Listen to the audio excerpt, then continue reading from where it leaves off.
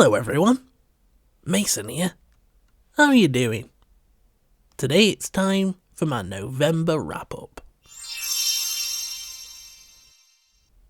This month was filled with sweet and spice, a mixture of cute romance and, well, explicit sex. I realise that this wrap-up is a few days early, but the truth is I just can't take it anymore. Whilst I really do enjoy contemporary romance, it's got a formula and I feel like I've overdosed. If I have to read about one more miscommunication, or a tall, muscular male interest with a chiseled jaw, crooked smile, dimples and pretty much nothing else, I'm gonna rip out my own teeth with a pair of pliers. So let's run through everything I've read this month, ranking them from worst to best, and I'll give you my thoughts on each, although I do warn you, it's about a 50-50 success rate. We start off with the worst of the worst, which is a fairly new release published on the 5th of October this year. It's The Holiday Swap by Maggie Knox, which is a pseudonym for the author duo of Karma Brown and Marissa Stapley. It follows Charlie and Cass Goodwin, a set of twins who swap lives for 12 days in the lead up to Christmas for what I've realised are convoluted reasons. Seriously, I've tried to sum it up 4 or 5 different ways and it's taken me about 2.5 minutes each time.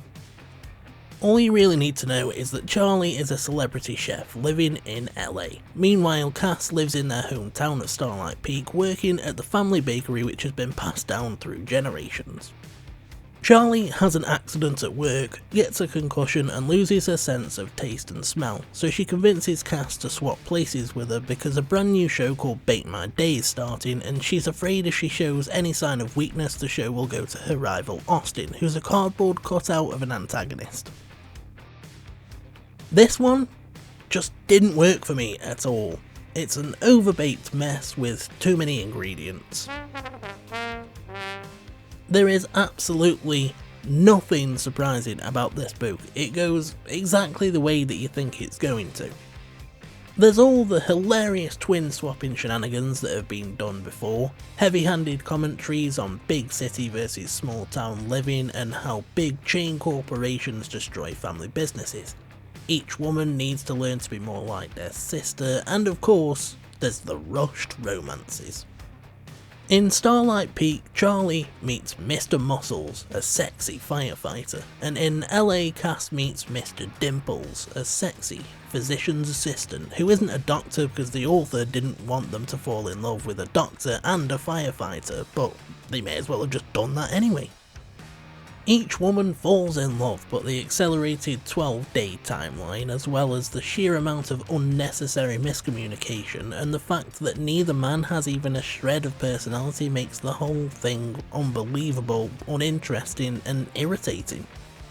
There are so many opportunities for each woman to tell the man they're falling for that they're not the sister he thinks they are, but we need manufactured tension. So neither of them does until right at the end, just in time for the feel-good, Christmassy ending, complete with the flash-forward epilogue just to show how happy they are.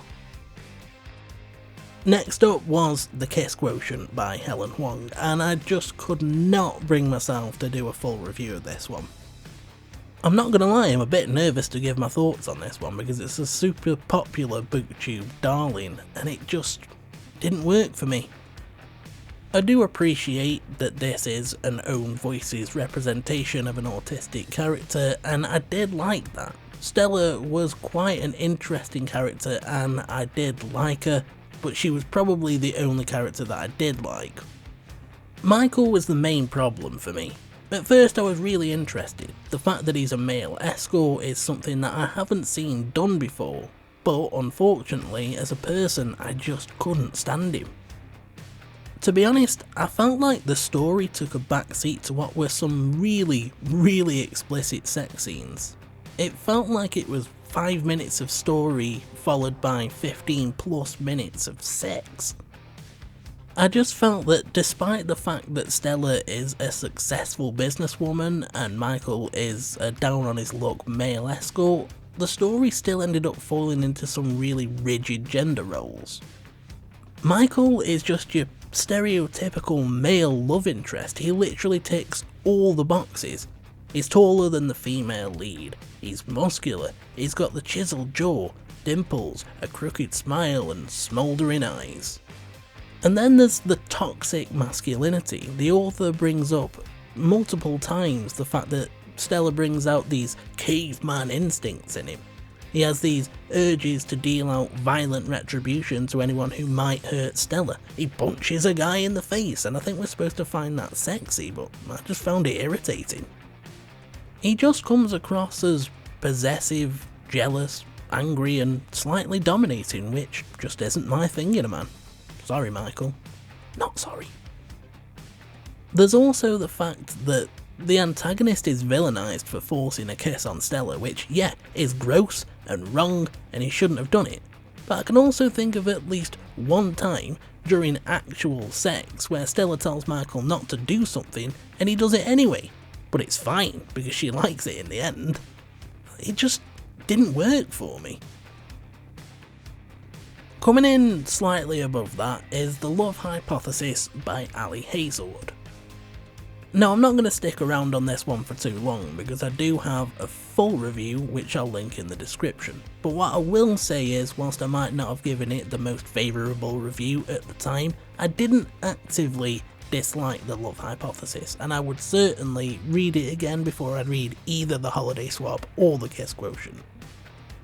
I had my problems with it, but Olive and Adam actually had time to develop their relationship and it was much more believable. Compared to Michael, Adam is actually a really nice guy, because despite the fact that Ali Hazelwood tells us over and over again that he's an ass, in her words, I never saw that. The fact that they did have the time to develop their relationship made the sex scenes in The Love Hypothesis a lot more bearable, and compared to the ones in The Kiss Quotient, they were sweet.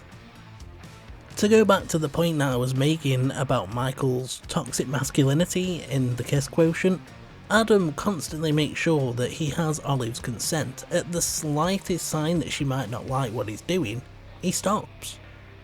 I feel like Adam's feelings for Olive were based on the fact that he respects her as a woman and as a scientist. He views her as an equal, rather than it being some bullshit caveman-esque urge to protect his property.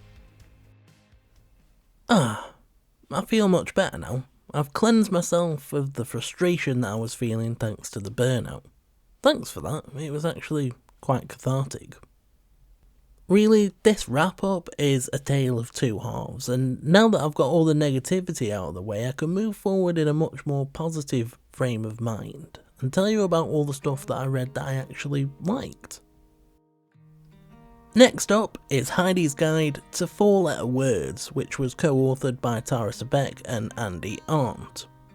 This one is equal parts charming and hilarious. It's expertly narrated by Andy Arndt herself, and I've got to say there was nothing that I didn't like about it. It follows 25-year-old Heidi Larson, who recently lost her job as a kindergarten teacher. She realises she wants a change and gets a job as an administrative assistant at Eden Media, who record audiobooks, and to Heidi's delight it turns out they're romance books, just not the sort of romance books she's used to. Heidi is a shy, innocent, somewhat sexually awkward small-town Minnesota girl, so imagine her surprise and horror when she realises that Eden Media records erotic novels. After Heidi is given some outdated podcast equipment and told she can do what she wants with it, she sets it up at home and drunkenly records a podcast episode. Heidi's discount erotica is born. Following the advice of author Penelope Sharp, Heidi uses the podcast to get over the awkwardness that she feels around sex by reading the spicy scenes from the erotic novels. Honestly, I couldn't recommend this one enough. I thought it was absolutely brilliant, hilarious in places, full of winks and nods to Minnesota life, and to me it seemed like it was a bit of a love letter to that region. It's also just quite charming, an easy, enjoyable read. Heidi is a lovable character, and she's really brought to life by the narration of Andy Arndt. I've said it before, but sometimes audiobook narrators just sound like somebody reading a book to you, but a great narrator embodies the character and makes them feel real. That's definitely the case here in my opinion. The thing is, even though there is some crude humour, and there's at least one scene that I can think of that's American Pie style humour, in the end, this is a story about a young woman becoming confident and comfortable with her own sexuality. At the start of the story, Heidi is just shy and feels awkward a lot of the time. She wants to flirt with her hot neighbour but has no idea how to go about it. When she first starts reading the spicy scenes on a podcast, she can't even bring herself to say half the words. She uses hilarious replacements instead. But by the end, she becomes comfortable with it, confident, she even enjoys it. By the end of the story, she knows what she wants, she knows what she likes, and she's confident enough to go get it. Yes, there is a romance, there is naughty bits, and there is a late on miscommunication that I could have done without, but in a way, that all takes a back seat to the growth and transformation that Heidi goes through, which is fun and endearing to witness. Now I really enjoyed these next two books, which are Call Me Maybe and Sweet Talk by Cara Bastone. These two are Audible originals that actually utilise sound effects for scene setting, which I really liked. They're actually connected, sharing some of the same characters because the stories take place at the same time. The first one, Call Me Maybe, is narrated by Lucci Christian as Vera and Neil Heligus as Cal. The basic gist is that Vera is starting her own subscription box service. She's due to launch her site and attend a convention in just a few days' time, but her website is not working, so she calls customer services where she reaches Cal, who is determined to fix the problem for her. There's an instant chemistry between them, and as Cal continuously tries to troubleshoot the website problems, they end up talking a lot, so of course, a little romance blossoms between them.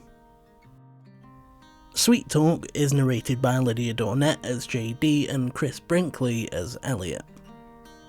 This one sees Elliot accidentally text JD's number. They're both awake in the middle of the night as each of them is suffering from insomnia. They strike up a conversation and a friendship/romance blossoms throughout the story. Their conversations take place almost entirely through voice message and phone calls. JD keeps her identity a secret throughout the story, and I was worried that the reason behind that was going to be frustrating, but it wasn't. It actually made a lot of sense, and I found that quite satisfying. The same could be said when it comes to the explanations as to why Elliot is suffering from insomnia, and as to why their conversations have to take place via phone call and voice message. Both sets of characters have great chemistry, and there's some really sweet moments throughout both stories. I found myself smiling a lot. Vera and Cal have a more enjoyable dynamic, but Elliot and JD's story is more engaging, in my opinion. I think the thing I enjoyed the most is the fact that the relationships develop over the phone, so the attractions that form for each set of characters is based on the chemistry between them, which was nice. I also enjoyed the fact that neither Cal or Elliot is your typical male love interest. They're both just sort of goofy, gentle, nice guys, and I liked that.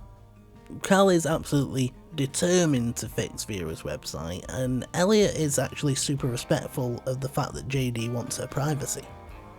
When it comes to JD and Elliot, JD is actually the tough badass one, and Elliot is the sweet goofy one. I feel like all too often we get the gruff, tough male love interest who's way taller than the female lead, and he makes her feel safe when he wraps her up in his big strong arms, and he's just so masculine and he smells of wood and citrus and he's just such a man. It was just nice to get something different for once, and that made me like both Cal and Elliot quite a bit. maybe it's my 5'5" short guy bias, but I found them both a lot more relatable than any of the other guys in the books that I read this month. Both these stories were short and sweet, clocking in at around 6 hours, and as Audible originals they were also completely free, which is great. The one thing I will say is there's a message alert sound effect at the beginning of Sweet Talk that feels a little bit jarring and overused, but it's really only for the first half hour or so, and then after that it goes away for the most part, so don't let it put you off. I definitely recommend these. They're easy to listen to, short, sweet, funny and enjoyable. I'll definitely be picking up more by Cara Bastone in the future. My question for today is this: is there anything that you really like that you can only put up with in moderation? I asked Lee this and she said, other people. Ladies and gentlemen, the woman I love. If you've enjoyed this video, the like and subscribe buttons are just sitting there, waiting to be pressed. Now press them, or I'll turn your parents into chili con carne. If you want to get in touch, say hi and have a chat, you know where the comment section is, and the link to my Twitter can be found in the description. Thanks ever so much for spending time with me today, guys. Until next time, take care. For now, I'm off, and you should have a good one.